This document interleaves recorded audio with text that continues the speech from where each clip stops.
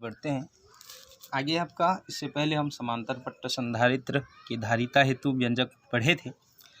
अब है आपका समांतर पट्ट संधारित्र जैसा ही, पर यहाँ पे आंशिक रूप से आपका भरे परावैद्युत पदार्थ की उपस्थिति में समांतर प्लेट संधारित्र की धारिता आंशिक रूप से, जैसे कि यहाँ पे देख रहे हैं दो डायग्राम। ये आपका प्लेट क्या है, एक्स है, ये प्लेट आपका क्या है, वाई है। यहाँ बीच में आपका क्या है, बीच में वायु, और अंदर में कोई क्या है, माध्यम है। लेकिन वो जो माध्यम है वो माध्यम क्या है, आपका के माध्यम है, और वह आंशिक रूप से, आंशिक मतलब लगभग आधा भरा हुआ है ना, आधा नहीं बोल सकता, पर वो पार्शियली कुछ रूप में वह भरा हुआ है। तो यहाँ से दो प्लेट है, एक है आपका एक्स, एक है वाई। दोनों के बीच की जो दूरी है वो बीच की दूरी जैसे कि यहाँ पे देख सकते हैं वो कितना है, डी है। और यहाँ टी मोटाई का क्या है, एक परावैद्युत अभ्रक मोम कोई भी एक चीज़ यहाँ पे क्या है, भरा हुआ है। अब हम क्या करते हैं, x को प्लस क्यू आवेश देते हैं। जैसे ही प्लस क्यू आवेश देते हैं तो सारा प्लस प्लस क्या हो जाएगा, उसके यहाँ पे चार्ज हो जाएगा, है ना। तो ठीक उसी प्रकार से आपका क्या होगा, इसमें नेगेटिव नेगेटिव नेगेटिव नेगेटिव, इसके निकटवर्ती तल पर, दूरवर्ती तल पर फिर पॉजिटिव पॉजिटिव पॉजिटिव पॉजिटिव, ऐसा हो जाएगा, है ना, प्रेरण हो जाएगा। क्योंकि परावैद्युत वे होते हैं जो अपने में से धारा का प्रवाह होने नहीं देते, लेकिन आपका विद्युत धारा के प्रवाह का प्रदर्शन करते हैं। मतलब उसमें धारा नहीं बहेगा, लेकिन वह अपने में से बल रेखा को गुजरने देता है। तो ठीक ये प्लस है तो ये भी क्या हो जाएगा, माइनस होगा। और बाहर में क्या होगा, प्लस, चूँकि बाहर आपका पृथ्वी से संपर्कित है तो सारा धनावेश पृथ्वी पर क्या हो जाएगा, चला जाएगा, है ना। तो यहाँ चला जाएगा, जिससे आपका क्या होगा, विभव कम हो जाएगा। और विभव जब कम होगा तो C = Q/V से विभव कम हो जाएगा। आपको पता है V अगर कम होगा तो C क्या हो जाएगा, बढ़ जाएगा। तो फिर से मैं बोलता हूँ कि इसको कहा जाता है आपका आंशिक रूप से परावैद्युत पदार्थ की उपस्थिति में समांतर प्लेट संधारित्र। तो माना आपका XY एक प्लेट है, आपका दो प्लेटें हैं, है ना, इनके बीच की दूरी D है और इनका अनुप्रस्थ काट का क्षेत्रफल जो है वो क्या है, A है। मान लेते हैं इस प्लेट का क्षेत्रफल A है ना। बीच में K माध्यम, T मोटाई का कोई माध्यम आपका भरा हुआ है। अब थोड़ा सा यहाँ पे ये देखना है, अगर T मोटाई क्या हो जाएगा, पूरा आपका डिस्टेंस D है और T मोटाई क्या है, परावैद्युत है, तो वायु का जो दूरी होता है, मतलब अंदर में वायु कितने जगह में वायु भरी होगी, D - T। एक्चुअली ये पूरा D है और ये T को छोड़ दो क्योंकि यहाँ पे क्या है, परावैद्युत है, तो D - T में वायु भरा है और यहाँ T मोटाई में परावैद्युत। तो एक्चुअली क्या होगा कि विद्युत क्षेत्र क्या होगा, वायु में आपका अलग होता है विद्युत क्षेत्र, और किसी परावैद्युत माध्यम के अंदर क्या होता है, विद्युत क्षेत्र अलग। क्योंकि आपका क्या हो जाएगा, वायु में बल रेखा ज़्यादा से होकर गुजरेगा और परावैद्युत माध्यम में बल रेखा कम से कम होगा।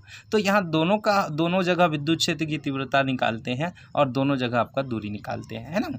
तो देखिए मैं आगे यहाँ पे क्या करता हूँ कि माध्यम भरा है तथा आपका क्या होगा कि परावैद्युत माध्यम यहाँ पे भरा है, D - T आपका में क्या हो जाएगा, आपका वायु भरी हुई है।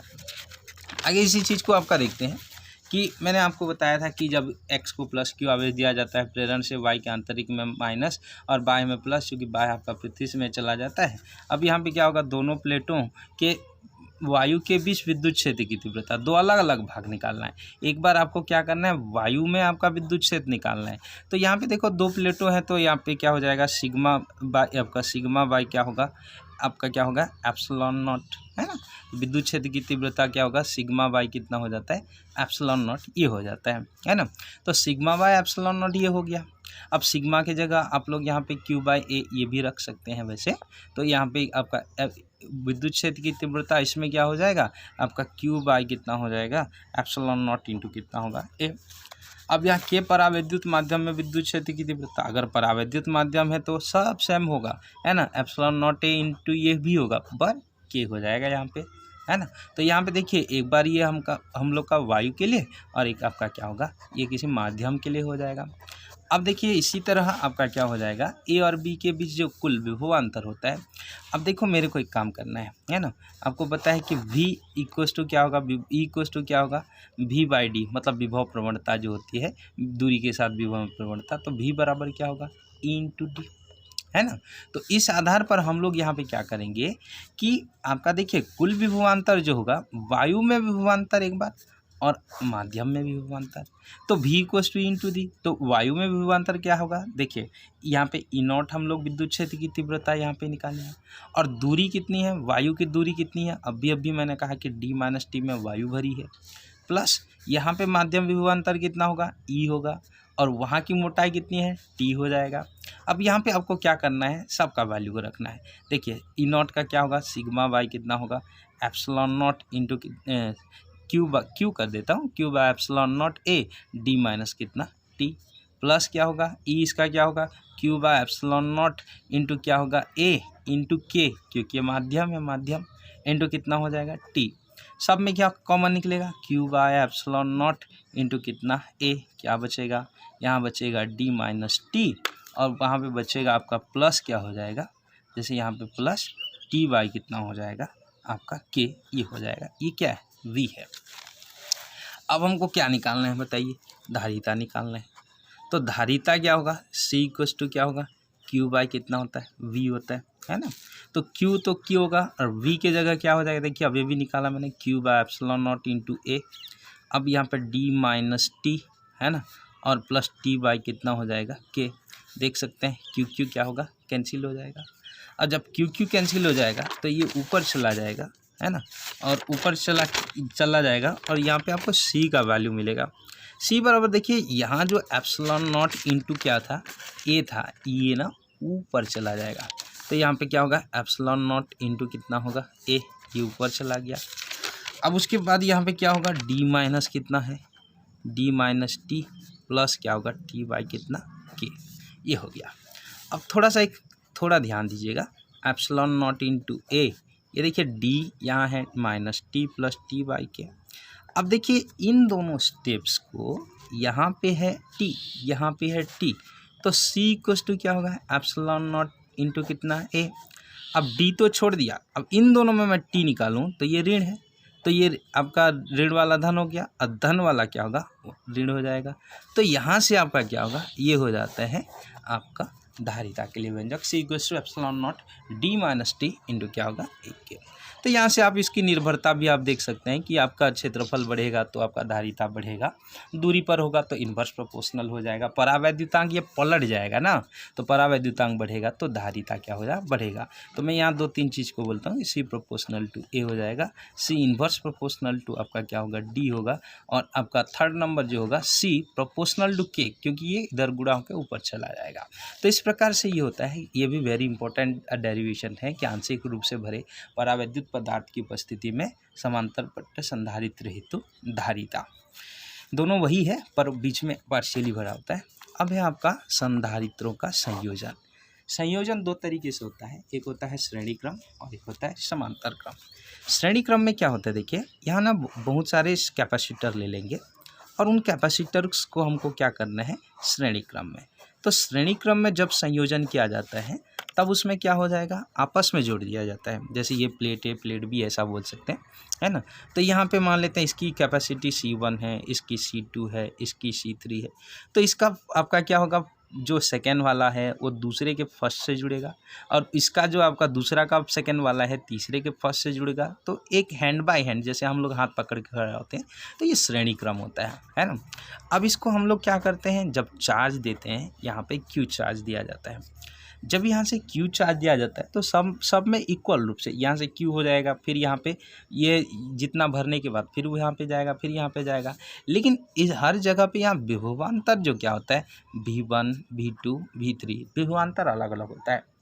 तो विभवांतर अलग अलग क्यों होता है, देखिए यहाँ पे ना चार्ज आपका जो कैपेसिटी है संधारित्र C1 C2 C3, आपका वोल्ट V1 क्या होगा, यहाँ तक कार्य अलग, यहाँ तक कार्य अलग, यहाँ तक, क्योंकि बिंदु बदल रहे हैं, लेकिन इसका आवेश नहीं बढ़ता है, आवेश स्वयं रहता है, यहाँ भी Q, यहाँ भी Q, यहाँ भी Q। तो यहाँ पे आपका क्या है C1 C2 संधारित्रों का आपका V1 V2 ऐसे यहाँ पे आ जाता है ना, कि आपका जो C1 C2 संधारित्र है V1 V2 यहाँ पे। तो परिणामी हम लोग यहाँ पे क्या निकालते हैं, विभव निकालते हैं। तो परिणामी विभव क्या हो जाता है, V बराबर यहाँ से जैसे कि V1 प्लस V2 प्लस क्या हो जाएगा V3 होगा। तो यहाँ पे कुछ न्यूमेरिकल्स मैं इसके बाद बताऊंगा आपको। अब देखिए C इक्वल्स टू क्या होता है बताइए, Q बाई कितना होगा V। अब बोलिए यहाँ पे V आ रहा है तो V बराबर क्या होगा Q बाई C। तो यहाँ पे देखिए Q by C1, actually Q constant होता है, Q बाई C2 और प्लस Q बाई कितना C3। अब इधर भी रिजल्टेंट को आप Q बाई इसको C मान लीजिए, तो यहाँ पे देखिए अगर Q सब में निकल जाएगा, जैसे Q बाय यहाँ पे C, अब Q को कॉमन किया 1/C1 plus 1/C2 plus 1/C3, ये हो जाएगा। तो Q कैंसिल, तो 1/C इक्वल्स टू क्या होगा 1/C1 plus 1/C2 plus 1/C3। तो क्या समझ में आया?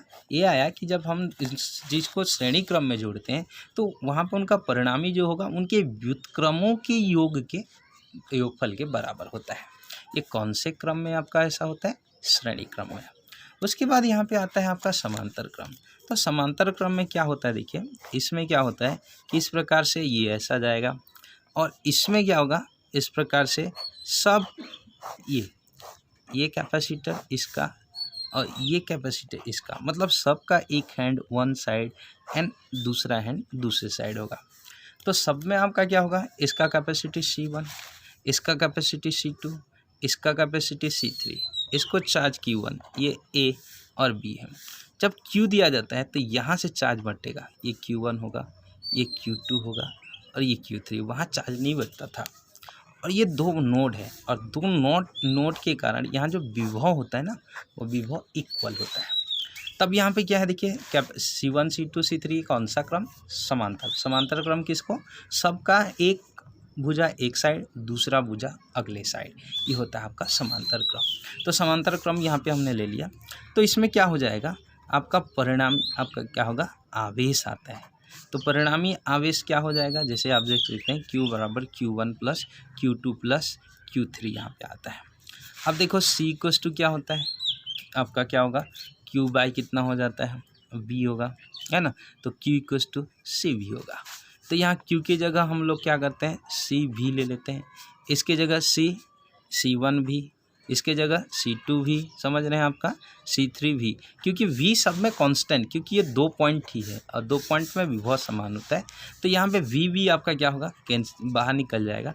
तो यहाँ पे C1 plus C2 plus C3 हो जाएगा, V कैंसिल होगा। तो C इक्वल्स टू आपका C1 plus C2 plus C3। तो ये हो जाएगा आपका क्या कि C बराबर समांतर क्रम में क्या होगा, जो होता है वो आपका परिणामी जो होता है वो आपस में योग होगा।